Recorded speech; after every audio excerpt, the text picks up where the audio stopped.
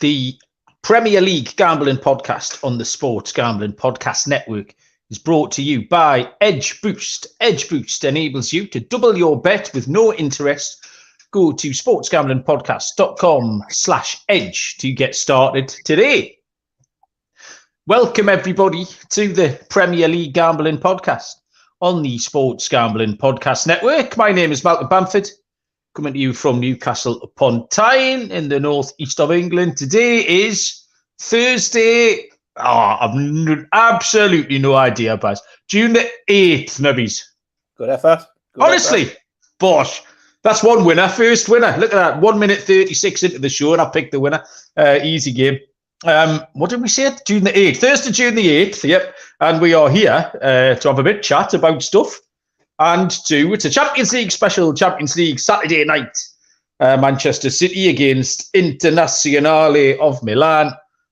So we'll have a bit of shenanigans with that. Joining us from somewhere in crystal clear 2020 vision, Technicolor, 4G, 4D, and all other words that I don't understand. I think he's got some new gear, is what I'm getting at. Mr. Barry Penaluna, look at him. What a sight for sore eyes, man. Good evening, Malcolm. Yeah, I mean, it'll be an absolute joy for people on YouTube tonight. I've got myself a new laptop. I went and got a MacBook. I've entered the Apple world. I've always been Microsoft for years, but I've picked up a new MacBook. So crystal clear. The camera is. I'll be honest, but no one really should have to see you in this sharp focus.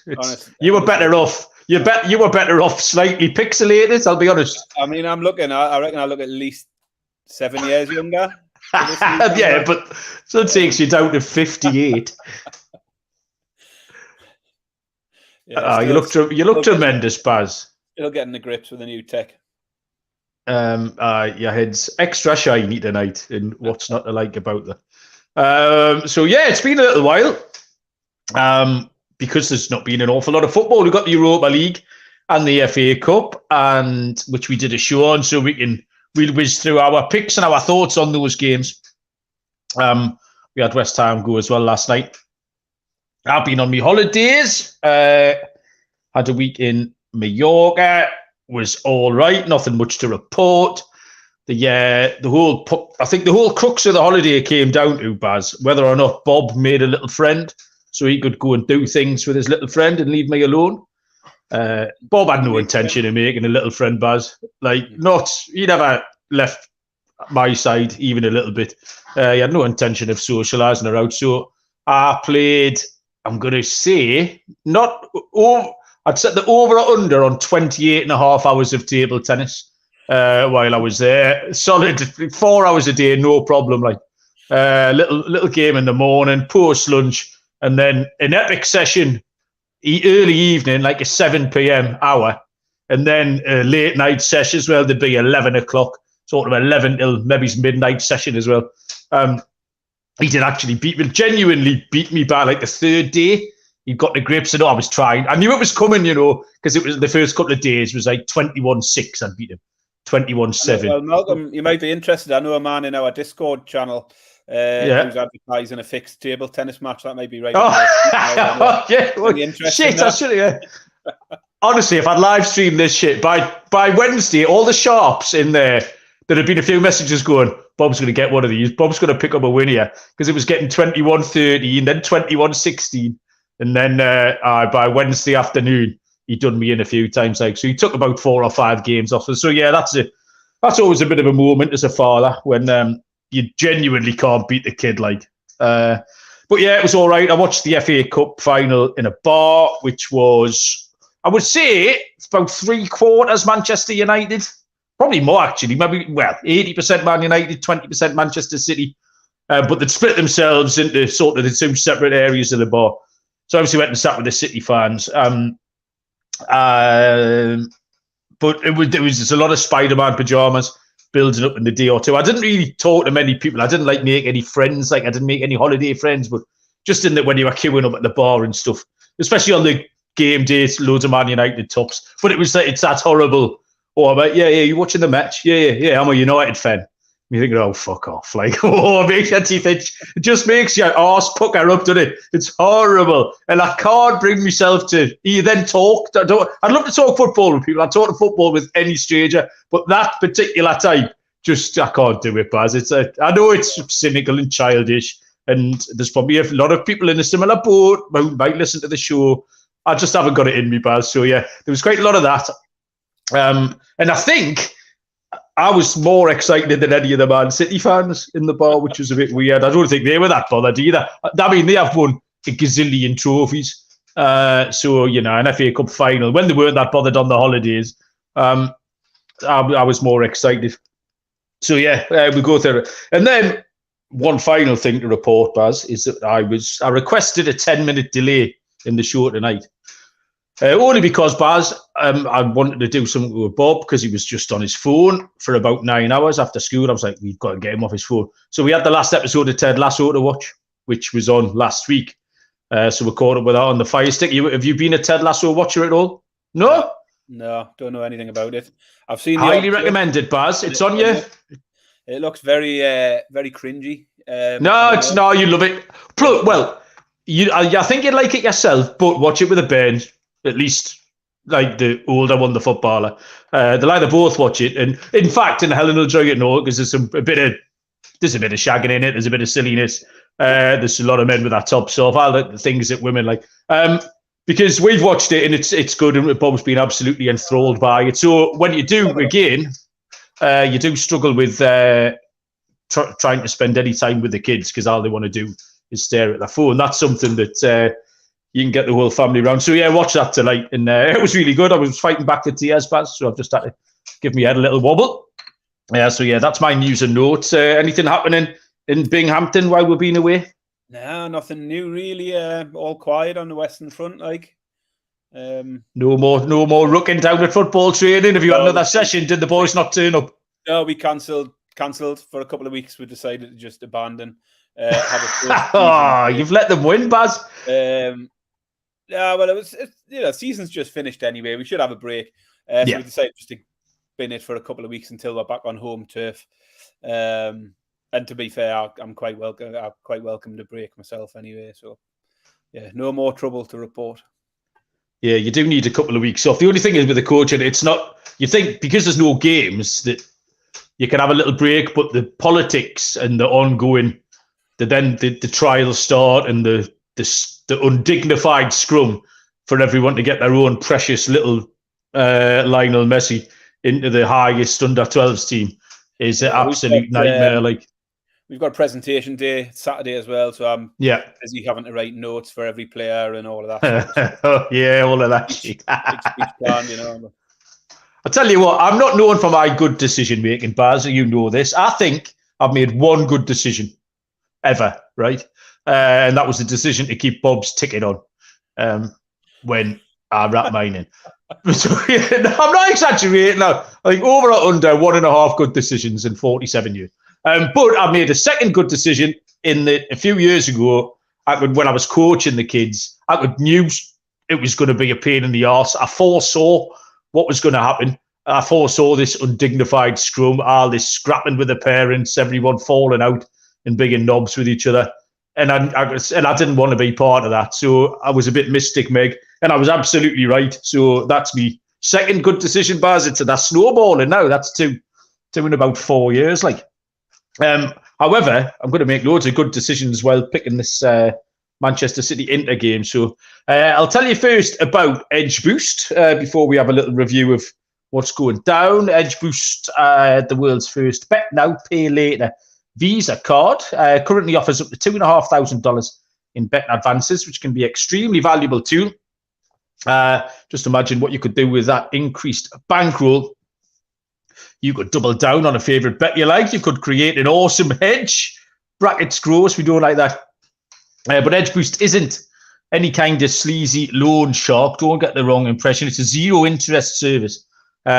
So there's not many ways you can access extra money without paying any interest. Edge Boost can also be part of a responsible gambling plan, as you can set up daily, weekly, monthly limits across all your betting accounts in one place. You can support the Sports Gambling Podcast Network and grow your bankroll by going to sportsgamblingpodcast.com/edge to sign up. That's sportsgamblingpodcast.com/edge. Must be 21 years or older to use. Problem gambling, call 1-800-GAMBLER. Right, let's have a little whiz through, Baz. The Europa League we'll start with last week. Roma, Sevilla. Now, I didn't see any of this. I picked a winner. My pick was the draw at 19-10 plus 190, so did okay there. I also gave out the likelihood was a 0-0 draw or a 1-1 draw, which is what it finished at 9-2 plus 450. And then I hit the post. I went for Roma to lift the trophy and Roma to win on penalties at plus 750. It was Sevilla that got it done on penalties. So did you watch the game, Baz? What the little banter group I've got, Merce, was just the first message I saw was that this is what everything that's wrong with modern football, and then pretty much everything I've seen since then is just an indication of how unpleasant sight it was to watch. And then you've seen Mourinho and all that shite. So I took Sevilla to lift the trophy. I went the exact opposite of you, didn't I? With a similar thinking, I did think it was going to be tight. It would go far. So I took Sevilla to lift the trophy at evens. And I tipped the cards in this one. And it couldn't have been any easier. I think it was over 5.5. We finished with 13 cards in total. Obviously, a lot of them were in extra time. But the 5.5 cruised in. Absolutely no problem. But yeah, it was just horrible. And I would say Roma far more horrible than Sevilla were. We factored that in as well. We mentioned Mourinho about 5.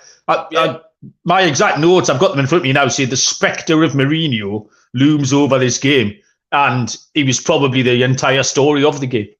Yeah, it was exactly what I thought it would be. Just horrible. From minute one, Roma were horrible. Moaning, fouling, cheating.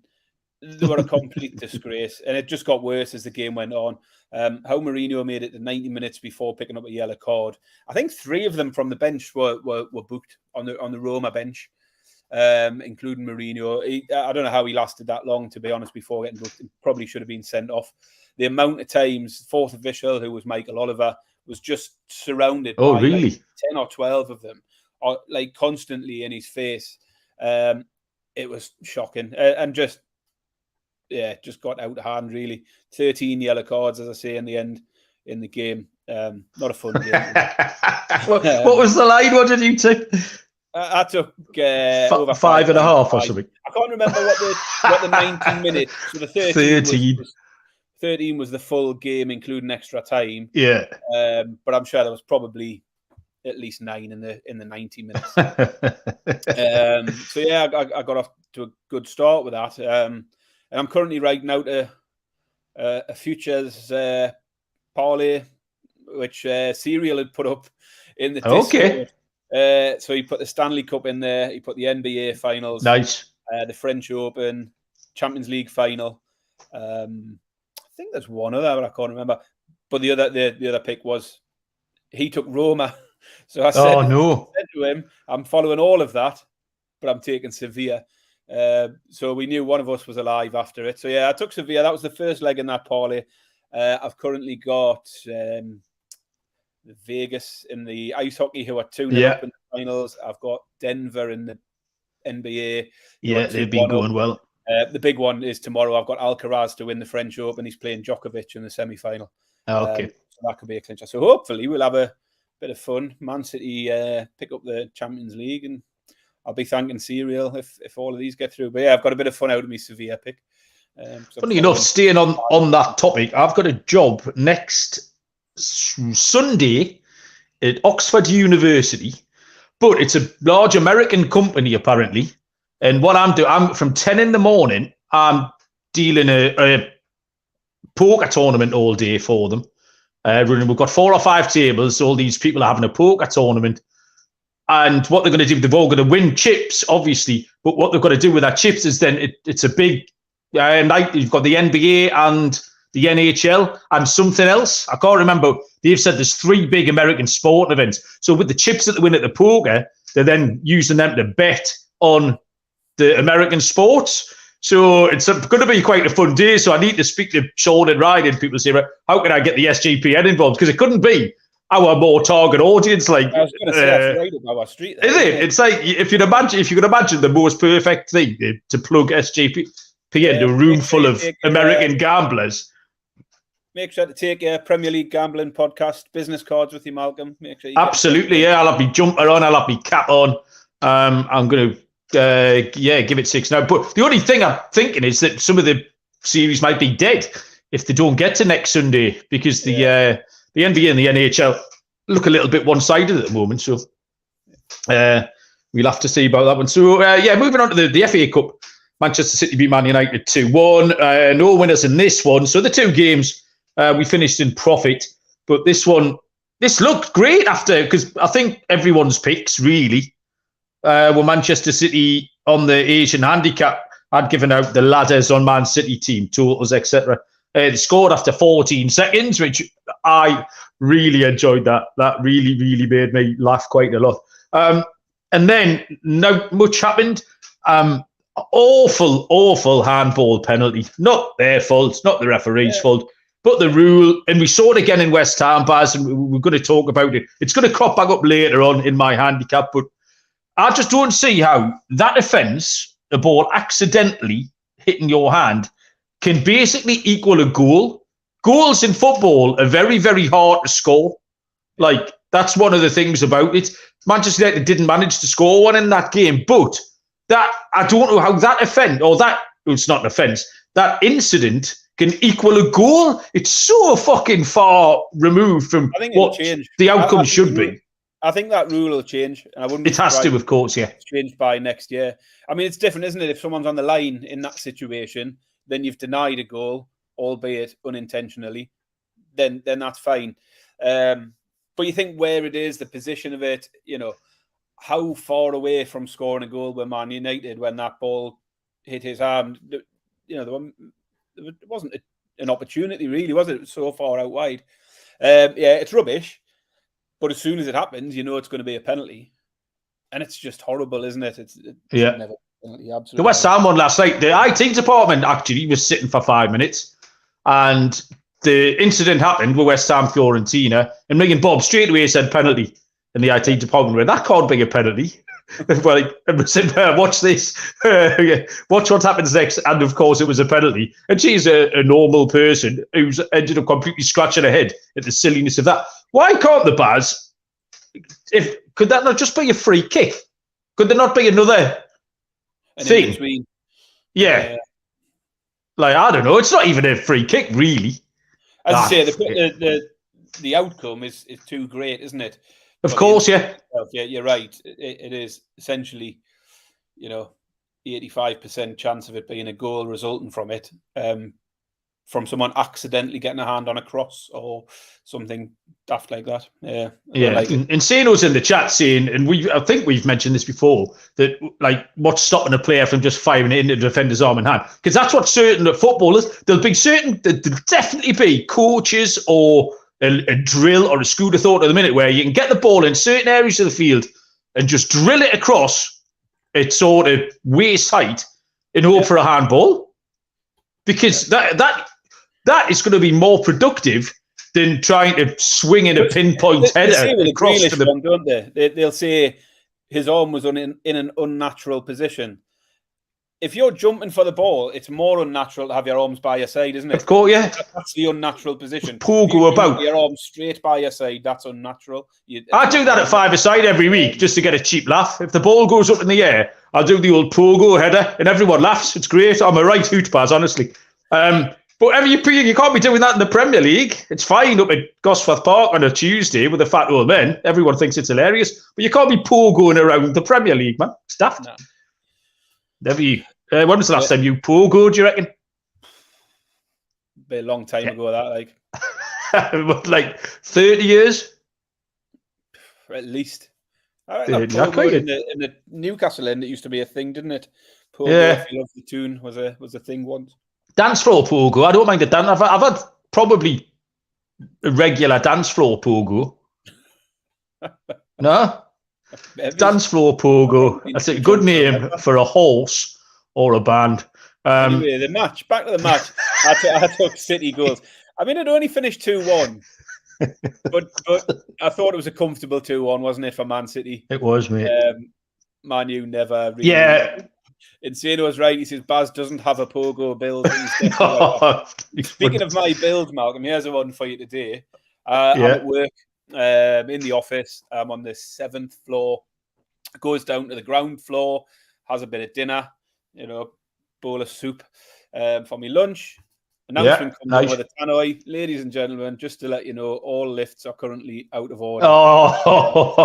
Please be patient. Yes. So I sit and I be patient. 10 minutes later, the same. What floor? 7th? I'm on the 7th.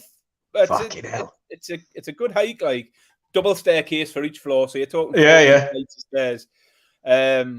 So I sort of hung it out down in the canteen for about half an hour, hoping for a positive update. Positive update was not forthcoming, and at this point, I just thought, I'm gonna have to fucking do it. Honestly, I thought I was going to have a coronary. Like, I'm not cut out for 14 flights of stairs. I mean, I've done it at St James's Park. Yeah, that's a long way up. At level 7, and it's a killer. Like, so yeah, I think I took a break halfway up, 4th floor, popped into the 4th floor kitchen, topped up my bottle of water, sat down for a couple of minutes. Oh, you actually stopped for a break? Took on the last 3 floors. Honestly, I started walking up. I got up the 1st floor and I thought, this will be all right, this. And then by the time I got the 2nd, I went, no, this isn't going to be all right. That's outstanding. That's brilliant, that. Earlier saying it's unlikely the lifts will be fixed by the morning. So there's not a chance I'm going into the office tomorrow. Work from home tomorrow, aye. Definitely. Careful, Baz. I used to have a mate who was a lift technician, and this never, ever, ever got boring when he come in the pub at the end of the day. Is he all right, good day? And he'd just say, it had its ups and downs. And that was every single day. We'd still be doing it now. We'd be sitting in a pub in Worcester now, saying that to someone and getting a cheap laugh out of it. Love it. Good story, that, Baz. Enjoyed that. Okay, this is we've written Champions League special on the top of this episode, Baz. 23 minutes in, and not even nearly talked about it. I'll tell you what, we'll do West Ham first. We didn't make any picks on this. I was just quite pleased for them. Shit handball, but then that was cancelled out. But they got the equaliser, and it just looked loads of fun. And for the supporters and the players, and you see David Moyes jumping around and Declan Rice, and they seem quite a likeable bunch. And I don't know if I'm getting old, because a few years ago I would definitely not have wanted them to win. But I didn't want them to win, but I wasn't bothered.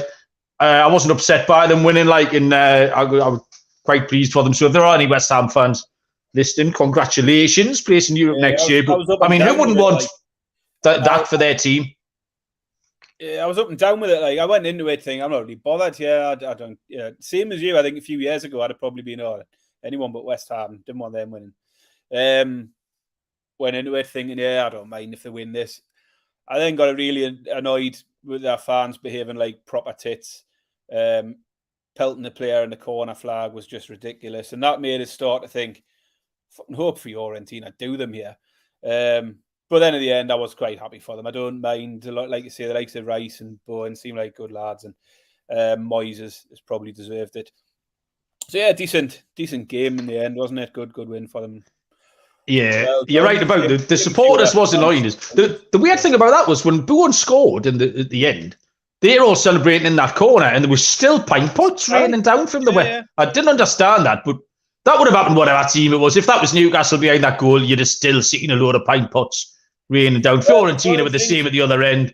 We can't have a drink in England in the stands, can we? Yeah. And people complain, they'll say, why can't you football fans have a drink in the stands, but rugby fans can, cricket fans can? Yeah, that shows you West Ham fans. Why it can't happen, because it can't be trusted. Yeah, there's your answer. So no, well done to West Ham. Right, Champions League final. Let's tell you first. Underdog Fantasy, one of our favourite sponsors, are back on the Premier League Gambling podcast. Best Ball Mania 4 is here and live. Underdog Fantasy is giving away $15 million in prizes, plus plenty of ways to win with NBA, NHL, and MLB.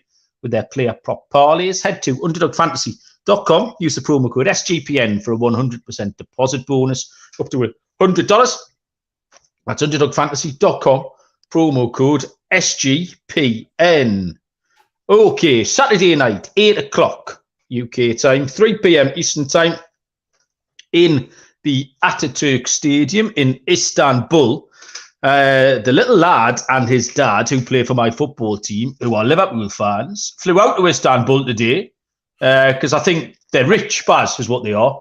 He's dentist. He's not a dentist. He owns dental. Because Klopp said last year, wherever the final is next year, book it. Yeah.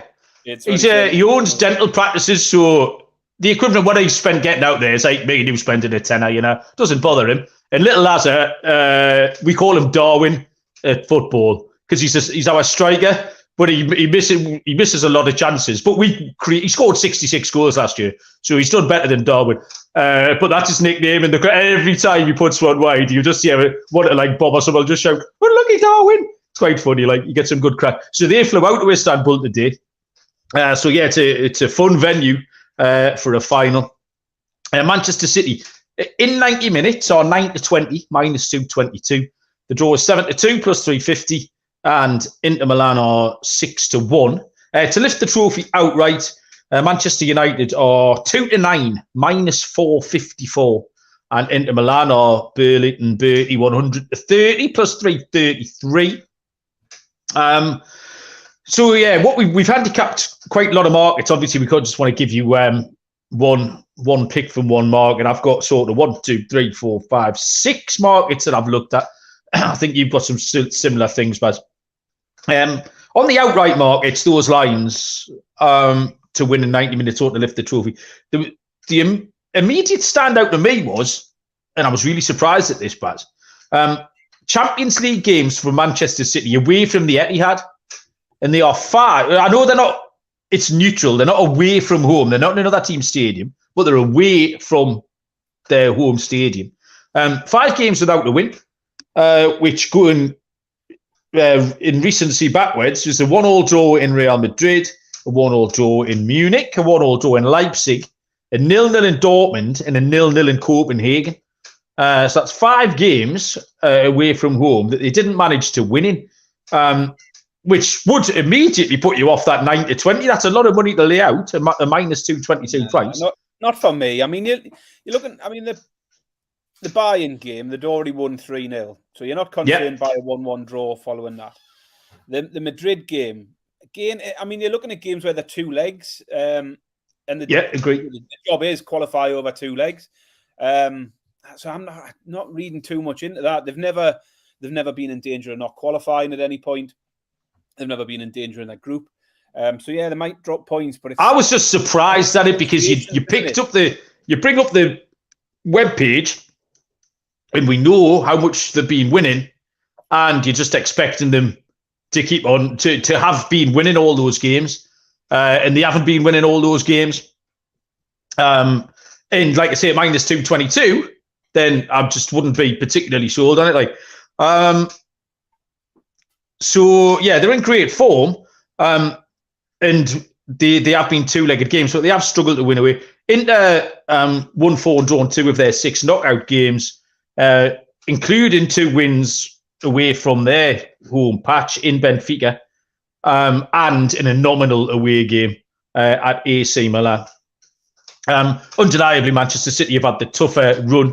Real Madrid and Munich in there, where Inter have had a few softer performances. The form of the Italian clubs in these finals hasn't been great. We've seen Sevilla take on Roma. We've seen West Ham beat Fiorentina. So yeah, I can't back City outright or on the Asian handicap either. That was where I really was. My instinct was to go to that Asian handicap line. So the selection would be Inter plus 1.5, but that's too short. That's 11-17 minus 153. But that would be my pick. Inter plus 1.5 goals on the Asian. But so what did you get anything on this outright market? We're going to be in the opposite ends of everything here on this show. Yeah, you did say that was a concern, but I said that's part of the fun. People can follow who they want. I'm in my sky blue tonight. Got a sky blue polo on. Nice. So it's all City for me. Yeah, I'm not as concerned about the away form, just because I say it's different situations. Like it's, we're now into a final, one-off game. as opposed to 2-leg situations and group stages and all that. I think you've got to view it a little bit differently.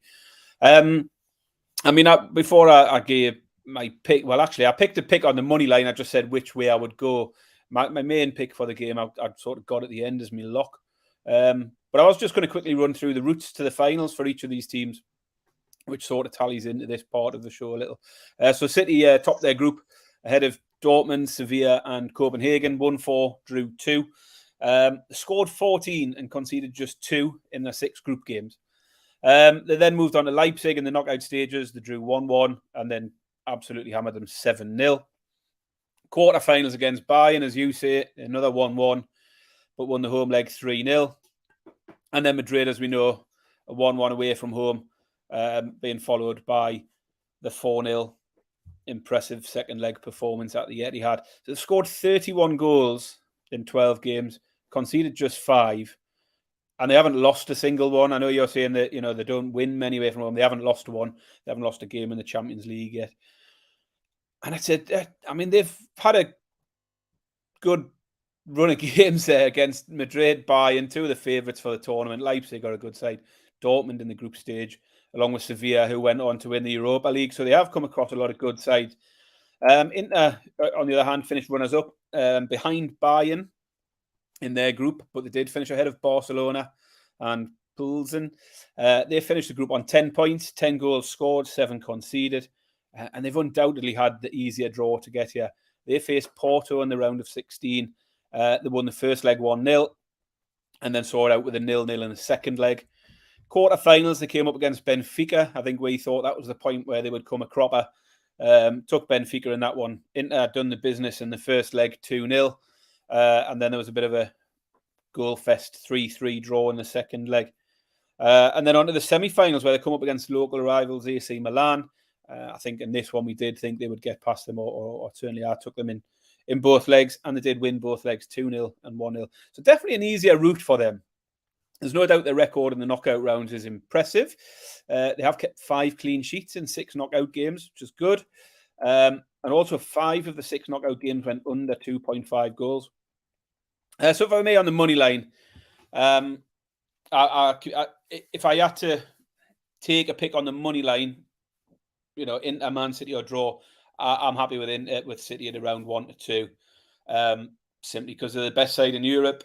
They're in by far better form. They've been brushing aside every big side they've come across lately. Arsenal, Liverpool, Madrid, Bayern Munich, all barely laid a glove on them. Similar with Man United the weekend. They might have only finished 2-1, but Man United were never in any danger of winning that game. And it's those big games recently, certainly in the second half of the season, where they're just winning them all. They're doing exactly what they need to do. So I would take Man City. I don't mind Man City at all on the money line. As I say, it wouldn't be my main pick on the game. It's a short price, but if I was picking a money line pick, that would be it for me. Yeah, I think that's kind of what we've done, Baz, is I've gone through, made picks in each sort of category, but I've arrived at a conclusion and then looked at the price. Like I say, that's what I fancied, but I wouldn't be backing it, kind of what you're saying. Yeah, I've got a few like that. But as you say, we've covered a lot of categories, and there's a few where I'll put which way I would go if I had to play. Yeah, exactly. But it's not necessarily what I'll be backing on Saturday night. Serial's mentioning the hot summer for MLS, and they're probably alluding to Lionel Messi going out to join Inter Miami, which is a bit of a mad one. We might try and discuss that, Baz, in the dog days of summer. I'll let you choose a category then, Baz. We'll just tick them off one at a time as we go. You lead us off with something else. We'll jump into the goals market next. And before that, I'll just come up with a little bit of the recent history. So I've looked at the last 4 games, and it ties in with the goals market, because the last 4 finals have all been lower scoring affairs, and the last 3 have all been won by a margin of 1-0. So Madrid beat Liverpool last year 1-0. Before that, Chelsea beat Man City 1-0. And before that one, it was Bayern 1-0 over PSG. And if you go back 1 year earlier, it was just a 2-0 win. That was Liverpool over Spurs. So low scoring in all of the last 4, and both teams to score no in all of the last 4. And that factors into some of my plays here. I think it could be a similar sort of game. I do fancy City, but not necessarily to go on and win by a heartload. The goals over under 2.5. You can get the overs at 8 to 11. You can do the American on that, Malcolm. And the under 2.5 is at plus 110, 11 to 10. And I think at those prices, I'm leaning towards the unders. It's not something I particularly like, and definitely, it might not be one that I would play on a Saturday night. It's not the kind of fun bet I'll be looking for on this one. But if you're asking me where the best value is on the market, then I think it possibly is the unders at plus money. Inter's record in the big games this season's good. Defensively sound in the Champions League. As I say, five clean sheets in the 6 knockout games for them. And the last 4 finals have all gone under 2.5. We've seen in recent weeks in the Europa League final, 1-1. Last night, I went for the unders, and it was a whisker away from going under 2.5 again, a very late one there. So some of these finals can just be cagey affairs, exactly like we see when we were talking about the playoffs, the AFL playoff finals. Like sometimes games where teams don't want to lose. I don't think City will be in that mindset, but I can see it being a game where City get ahead and then manage the game. They certainly, want to see it out however they have to. So I'll lean towards the unders. But would I be hugely surprised if City have hit 3 goals in the first half and killed that bet? I wouldn't. But at the prices, the unders would be the pick for me. Yeah, you're right, Baz. Totally opposite sides. So I couldn't find any patterns. Over under 2.5 goals in the knockout stages. Man City have gone 3 over, 3 under. It's Inter who keep going under, 1 over and 5 under, like you say. Both teams to score 3 yes, 3 no. Where Inter Milan are 1 yes, 5 no. So there's no real help in that. Finals are averaging 2.68 goals per game. The only thing that hit me was that all season Man City over 2.5 goals in 66% of the games, in Inter over 2.5 and 58% of their games. But that factors in your games against Southampton and Everton and shite like that. So it was absolutely nothing. Again, you give us $1,000 and make you place a bet, I'd take the over. But I'll not be doing that on Saturday night. 13-18, minus 138 is way too short on that one. I reckon you'll have the cards marked under control, Baz. So I'm going to go to a pick. This is one of my picks that I would, if you gave us a couple of quid. I don't know why you have to keep giving us the money, Baz. I could put my own money on. It's the half market. And I pulled out a nice stat. This might be the stat of the day, Baz. Inter Milan only trailed at half-time in 8% of their games this season. Yeah, so the half-time draw. I've played the half-time draw a few times this season. Oh, shit. Baz is covering his face. And we go 3 for 3 on the opposite sides of this. I said this to you. I said, honestly, I can see it because it's only one game and we're covering so many markets. If one of us has got to lean one way or the other and the other's got to lean the other way, I had a feeling we would end up going in competition. So just think of this though, Baz, in a few minutes, we're going to agree on something, and that's the golden ticket. That's why we do this. That's why we do this blind, because we're going to land on something, and that little row, there's going to be fairy dust and rainbows and unicorns and that's the pick. I've played half-time draw quite a lot, and I'm not sure I've missed one. It's probably been my most profitable bet since we started this rubbish. 7-5 at plus 140. Man, Milan will just park the bus, won't they? And you see, City were all right. They scored after 14 seconds against Man United, but didn't do much after that. It was a pretty cagey thing, like.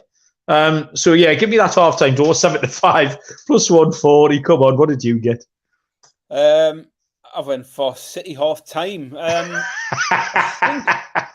I like City to score in the first half. A lot of the best football lately has come in the first half. In some of these bigger games where they have got ahead early and then just managed the game. It's sort of what I can see happening here. As you say, we saw them score 12 seconds in the cup final the other day. And I think they've just become a bit better in the second half of the season and managing games once they do get ahead. And I could see this one possibly being similar. I just don't see them going hell for leather trying to run up a score here, but I can see them getting ahead early and then just biding their time, keeping the possession and waiting for the right time to get a second. So with that in mind, I think City will score in the first half. And I haven't got Inter scoring a goal in this game. Give me City to win the first half at evens was the pick for me on the half betting.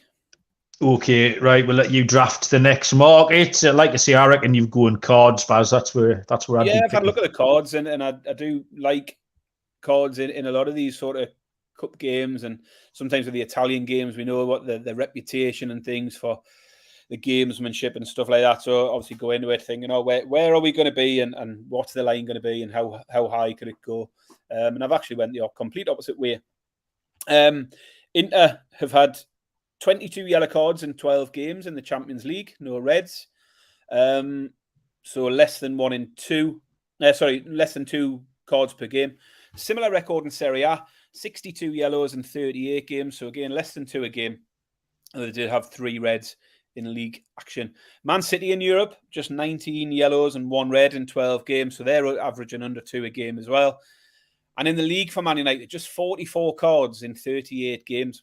Well under 2 per game in Europe, and closer to 1 per game in the league.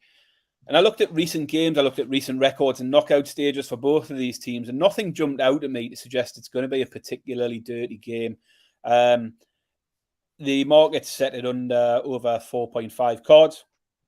And I think City are sometimes so good that teams just don't get close enough to them for large parts of the game. There's a scenario here that City could get out of sight in the game, and then things just fizzle out, and that would lean into an unders.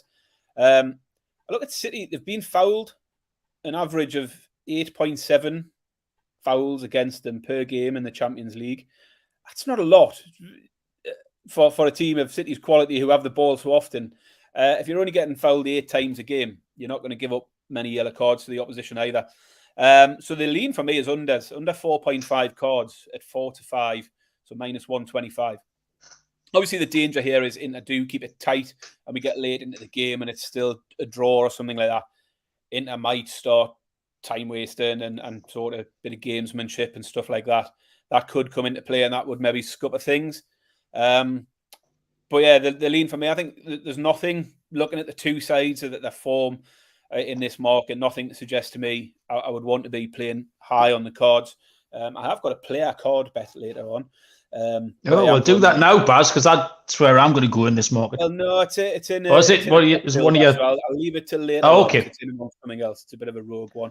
No, let's see if we've got... the pick on the cards market would be the under 4.5 at 4-5 minus 125. The referee is Shimon. Yes, there's lots of Z's and Y's in it. Marciniak, Polish fella. You'll recognise him if you watched any football. He's a big Polish lad. Goes with the same barber as Barry's. So you'll know exactly who we mean. His card total's kind of bounced around. You've got a 2, then a 7, then a 3, then a 6. So I struggled to pick any things out. So I just picked a couple of players out. Inter Milan. There's a couple of players who are really quite fond of a booking for Inter Milan. The first one who's picked up 11 yellows this season is Brozovic. Brozovic is at a price of 5-4. It's a bit skinny, plus 125. And the second one, who I think he picked up 9, which just seems at a bigger price. Price is 2-1 on Lautaro Martinez. He's 2-1 to pick up a yellow card. So they would be 2 of the things I played in that one. Corners next up. I'm quite intrigued by this market when I came to it, and it's a little bit dependent, Baz, on game script, which is what you've just talked about in the cards market. You fancy City, you fancy City at the half, you fancy that Milan don't get necessarily close enough to them to kick them because of Manchester City's possession game, and that leads itself to kind of a dearth of corners. Like the opposite of what we watched with Newcastle, where they bomb down the wings, they're aggressive down the wings. They've almost got full-backs acting as wingers. They get outside, whip it across for a corner. Man City don't do that. They'll play it down to Grealish, who'd spin around, do a 180, and he knocks it back to the full-back. They do that all the time, so they're never just getting down the wing, playing it off the defender's shins for a corner kind of style. The average 6.11 corners per game. They only concede an average of 2.53. Again, that's when you're playing games where you're camped in the opposition half, playing against rubbish teams. So it's not a really great reflection. Inter only concedes 3.97 corners per game. So I just thought the over-under is set at 10. I thought that was too high. When I looked at it, I thought it would be 9. And I thought I'd be happy taking under 9. I'm absolutely delighted taking under 10. 5-6. He is minus 120 under. And then, Baz, we can have a ladder, the old reverse ladder, to get the ladder down into the cellar. We'll go down into the wine cellar for the under 9. It's 6-4 plus 150. Under 8 is 5-2 plus 250. Under 7 is 9-2, and under 6 is 9-1. So I quite like this. This is one of my favourite markets. I was had my eyes open by this when I looked into it. So that's where I would go on the corners, but yes, team ride. Yeah, is this the one? We did it. We did it, everyone. City are a funny side when it comes to the corners. You would think with their attacking style of play and having all the possession, you just think they'd be full of corners all the time. But they're very hard to predict. 1 week they can hit 10 themselves. The next week they might win 4-0 and only have 1 or 2 corners in the game. And as you've said, you've hit all the stats out there. Games involving City averaging just 8.6 corners per game. Games involving Inter are averaging just 9.3 a game. City only give up 2.5 corners per game. And as you say, it's comfortably the lowest in the Premier League. No team gives up less corners than City. And the total of 8.6 corners per game for City is the lowest in the Premier League, and by quite a margin. So I think, agreeing with you here, everything leads towards the unders. Under 10 corners at 5-6 looks a good pick for me. Okay. Next, what have you got? I've got one market left, Baz. What have you got? What have we got? We've done the goals, haven't we? Done the halves, corners, player bets. I've got a is the right answer. Yeah, that's all I've got. So goal scorers I looked at on the player bets, and then I've got a few other little bits of specials and bet builders, and I'll put my lock and stuff out. But we'll go with the players. And as I say, I looked at the goal scorer markets. The first one for me was I like Grealish for a goal here, but it's one where you need to shop around a bit. Normally putting out Bet365 odds. He's around 3-1 on there. Shop around places like Unibet and Betfair. You're getting closer to 5-1 for Grealish. He's added a few more goals into his game this season, certainly in the latter part of the season. He's finished the season strongly in terms of his performances. And he's averaging the same number of shots on goal as Kevin De Bruyne in the second half of the season. So he's involved plenty. Kevin De Bruyne's a shorter price. So Grealish wasn't bad. But then I moved over to Gundogan. And I think just his recent form, I think you have to include him. Current form is on. He scored twice the weekend, and that was the third double he scored in the last month. He scored twice against Everton, twice against Leeds, twice against Man United. So 4-1 for an anytime goal for Gundogan. Looks good for me. And because of the form I've just mentioned, you've got to take him for a double at 33-1. Hey, that's a nice bet, Baz. You see, we can park up our second unicorn, Baz, next to that first unicorn, because my pick here was Gundogan. And it's just a case of riding the hot hand. You see it all the time. I mean, he's an absolute top quality player. He's great to watch. But he's hot. He's getting in positions. And when players do that, they just have this knack like you're getting in these positions. I didn't have the foresight to go further up the ladder, Baz, with that 33-1 shot, but I've got him down as 11-1 first, 11-1 last, and a 4-1 anytime goal scorer. He occasionally gets on penalties as well, I think, doesn't he? Is that normally when Haaland's missing, maybe? Or sorry? He got one recently, didn't he? He scored 2. It was either the Leeds game or the Everton game. I can't remember which one, where he'd scored 2. Haaland gave him the pen. Oh, he missed it, didn't he? And Guardiola went mad with Haaland, saying that was your penalty. And Guardiola said after the game, we don't do this. Haaland knows he should have took that penalty. So I don't think there's any danger of Gundogan getting a penalty. Fair enough. He did get on the odd free kick as well, though. He scored a free kick when Jordan Pickford made himself look like a tiny little person in the goal. That was Gundogan's. Right, I've got one special then, Baz, before we'll lead into yours. And I alluded to it when we were talking about awful shit handball decisions earlier on. Because in the last 2 big games we've watched, we've seen awful shit handball decisions, which lead to penalties. It's definitely a thing that happens. We've seen it all year. Manchester City are 3-1 to score a penalty. But Inter Milan are 9-1 to score a penalty. It was the only way Manchester United scored last week. It would have cashed last week if you'd taken Man United for that one. And it's just live because someone crosses the ball into the box. You've seen how it happens, why it could happen. So Yeah, it's a little fun tenner on City at 3-1, but more appealingly, 9-1 just looks like a massive price for something that is quite possibly going to happen. So yeah, that was the special that I managed to dig out, Baz. I'm guessing you've got a few more things. I've got a few. I went over to the shots on target market for me. Man City shots on target in the Champions League, they're averaging 7.3 per game. In the Premier League, it is low at 5.8. But as I say, that 7.3 per game in the Champions League's come against a tough run of games. It's not a case of them running up higher figures in average games against lesser teams. They had 8 shots on target at home to Madrid, 9 shots on target at home to Bayern. Now, I know you've mentioned away from home, not as good. I've wrote down here, this isn't a home game, but it's also not an away game. So I'm less concerned about that. But the Man City shots on target market is set at over 5.5. And I think they're averaging nearly 7.5. It just seems like a bit of a discrepancy there. It's 8-11, so it's just a little bit. But I just think the difference between that line at 5.5 and their average is quite large. Whereas if you look at the total shots, that's shots on target, shots blocked, shots off target, everything. That market's set at 15.5 and City average around 16 per game. So that looks bang on.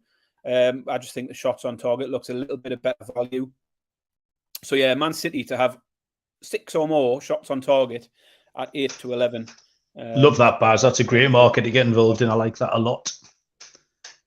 And then moving on from there, I've got my lock. I've got a bit of a long shot play and a bet builder. So where do you want to go? What's your lock for the game? You're not going to like mine. I know that. We've already. My lock is the under 10 corners, Baz. It's the unicorn. Like I say, I looked at the corners. Everything pointed towards under 10. Looked at the market, and the bookies just seem to be won out by me. And I do think, with the game script kind of that you've described and that we both think is going to be similar, that you could get down there to maybe. I'll giving out the under 10 as my lock, but I think the under 9 at 6-4 is a great bet. And you might get lucky and go all the way down the ladder, so that's definitely an option. But my lock is the under 10 corners, Vaz, 5-6 minus 120. Yeah, I mean, Serial's asking why I didn't fancy City half time, full time. I wouldn't say I don't fancy them half time, full time. I tipped City. We were looking for a bet specifically for the first half, which was the reason. But City to win the first half is at evens plus 100, and City to win half time, full time is only plus 120. So why not just cash your even money plus 100 bet at half time and have no sweat in the second half? So that would be why, because we go in at 1-0, then take your money and run. It's not that much of a higher uplift in the price. Although if they go 1-0 up, as I say, I do fancy them not to concede, but why take that risk was the thinking for me. My lock, you won't like, is the Man City Asian handicap at -1. I think City win. My lean here is towards a sort of 2-0 result. So I think they can win by more than 1. So we'll push that if they do win by 1 in 90 minutes, and we'll cash it if they win by 2 or more. So City in the Asian handicap at 8-11 was a pick for me. Keep going, Baz. Fire out anything else you've got? So next, I've got a bit of a long shot. And as I say, I fancy City. The lean, sort of where I started with most of this was how do I think the score will finish up, and then you sort of try and fit everything else into that script. I think City win this 2-0. We'll get that at a price of 13-2. But let's be a little bit ambitious. I thought we'll take City. It's a variation of Serial's suggestion. City to win each half 1-0. Okay. 12-1. So 2-0 is 13-2. Be a bit more ambitious. So I've took this by putting on a bet builder with a first half score 1-0 and a full time score 2-0. So yeah, looking around 12-1 for City to win each half 1-0 was just a little something a bit more fun, bigger price. And as I say, if you can get that first half 1-0, then you've got something to cheer on in that second half. Yep. Anything else? And I've got finishing off with a bet builder here. Started off quite sensible and finishes off with a bit of a rogue one, which pushes the odds up a little bit. But I'm starting off with shots on goal, Kevin De Bruyne, and Grealish to get over 1.5 shots in the game. So that's not shots on target, just shots in the game. They're both averaging around that in the second half of the season, around 2 shots per game. So Kevin De Bruyne and Grealish both to have 2 shots on goal. The next part of my bet builder, again, it's a bit of a fun one, really. Lots of little things to sort of tick off as you're watching it. Next one's Rodri and his pass attempt. So the line is over 78 passes attempted in the game. I looked at the semi-final against Madrid. He completed 101 in the second leg, and in the first leg, he completed 77. So that's only completed passes, and the market is passes attempted. So he comfortably got past those. And again, it's game script, isn't it? If City can get ahead, and even if they don't get ahead, they'll play possession football every game. You know, we can expect Rodri to be the centre of that. So yeah, Rodri over 78. I'm taking Man City to lift the trophy, and the one that pushes this right up is the booking. And I've gone for former Man United player Matteo Darmian to get a card. He's only had 1 card in the Champions League this year, and he's only had 3 in the league. So he's not one like you flagged up where he's rife for cards. The thinking here is Inter play with a back 3 with wing backs. Dumfries will be right wing back. You know, we know Dumfries' best football is all at the other end of the pitch. I mean, how much of that he does tomorrow is questionable. But I think Darmian will be the right-sided centre-back. He'll be the one that's expected to cover for Dumfries. He'll be up against Grealish in those situations where, you know, if Grealish gets away and Dumfries is caught out of position, Darmian's going to be the one having to come out and cover. Grealish is one of the most fouled players in the game. So I think Darmian for me for a card. And that pushes the bet builder up to 11 to 1. So there's a few little things in there. And again, it's just a fun one. You can start ticking them off. And if we get the shots in and we get the passes in and Man City are 2-0 up, we can all sit praying for Darmian to do something stupid. So just to recap that, Kevin De Bruyne and Grealish, 2 shots or more on goal. Rodri over 78 pass attempts. City to lift the trophy. And Matteo Darmian to get a card in the game. 11.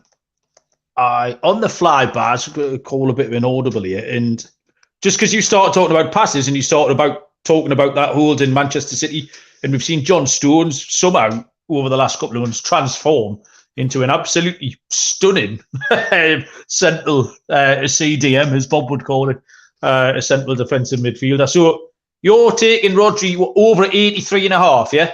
Over 78 passes attempts. Over Rodri. 78. So I've seen a line here of 83.5. Yeah, you seen I've just put it in a bet builder, so it might have sort of juiced a few of these lines. Have you seen the line on John Stones' number of passes? Do you want to guess? I'm going to guess he's probably at around high 50s, low 60s. 59.5, Baz. You're absolutely right, yeah. So I do not know what he did in the cup final, in the FA Cup final, or the last couple of games of the season, but I'll be having a look, and I urge the listeners to do the same, because that just might be an angle as well. He's been playing that role really well. Guardiola has got him going in there. It's been really good. He was a player. I think he was the player of the match against Madrid. As you say, he's in outstanding form. Nothing to say he couldn't be the star player in this one as well. I'll try and stick it out on Twitter and in the Discord. I'll have a look, and if it is worth, if the line looks slightly egregious, then we can post that out as a play as well. As Serial says there, it's a shame we haven't got Tease from the Discord on for his play. Yeah. He's always good at picking out his stat bet. I'm sure he will before the weekend is out. So we'll see what he comes up with in the Discord channel and see if there's anything. He's saying that he hasn't got markets like the pass market there available in the US, but it was what's his name from the MLS gambling podcast? It was Ty Roeder. Yeah, that's him. He came on in the World Cup and when England played the USA, and he put me right onto those pass markets, which I still haven't got into enough. I think it can vary from one state to another, if I'm right. Yeah, that makes sense. I think it depends what they can get in different states, but yeah. Well, that was outstanding, Baz. I really enjoyed that. I enjoyed the crack. I enjoyed the handicapping. I'm looking forward to the game. Where you're watching it? Yeah, I enjoyed looking at the game, to be honest. It was nice to just have one game. Yes. Be able to spend quite a lot of time looking at lots and lots of different angles, as opposed to sort of having 10, 15 minutes on 10 different games. So it was good to get stuck into it. I'll be watching it with Kieran, who you know, he's a Man City fan. Yeah. he's offered to fire up the barbecue, have a pre-match barbecue at his, and then watch the game with a few beers. So yeah, that's my plan. Champion. Yeah, we're going to my mate's barbecue as well. It's meant to be like a little bit of an end of season do for the lads and dads, but everyone hates each other this week, so that's going to be fun. I meant to mention this at the top of the show as well, but anyone who isn't aware that BT have the rights to the Champions League, which is a paid subscription service. However, they are cup finals. They are forced into put them on air free. But they don't advertise this, and they put them on their YouTube channel for free. So if you haven't got BT, or I'm guessing you'll be able to get, I don't know if you'll be geo-restricted out in the States, but I watched West Ham Fiorentina last night for free on YouTube. And if you haven't got BT and you're scratching around to go to a mate's house or go to the pub or what have you, you will be able to get it on YouTube for nothing. So yeah, bear that in mind. Right, cheers, Baz. I need to get going. MLB in 11 minutes. I'm sure I'll see the boys in there as well. Looking forward to get back into the baseball. A lot to catch up on today. Anything you want to tell us about before you go? No, that's all from me. Good to be back. Good to get back stuck into it. And just to reassure people, we'll still keep ploughing on. The football, in terms of premium stuff, might come to an end this week, but I'm sure we'll find stuff to be putting out next week. Premier League fixtures are out next week, Malcolm. Just 7 days. No, there you go. Well, there's it. We can talk about that. And I think it's only 5 weeks until Newcastle play their first friendly. So I'm sure most teams will be in that boat. Of course, we've got Newcastle playing in America, so I'm sure we'll cover lots of that. Yes. I think a couple of the Discord members are going to some of those games over in the States. Excellent. I think Brian's got tickets for a Newcastle game against Villa in Philadelphia, maybe, possibly. So yeah, we'll have plenty to talk about over the summer. We'll still be around. Might be a slightly different schedule. But yeah, keep listening, keep reviewing. Champion, yeah, fully agree, Baz. Thanks very much. I enjoyed that. Thanks everyone who joined us on YouTube. Don't forget to do that, like, rate, review, and all those kind of things as well. Yeah, keep your eyes peeled. We'll announce what show we're doing, what we're going to cover and what night. Next week, we'll review the Champions League as well. Good luck with all your bets. I hope it's a good game. I hope we cash a few bets as well. Really looking forward to it. Until the next time, we'll see you down the road. Cheers.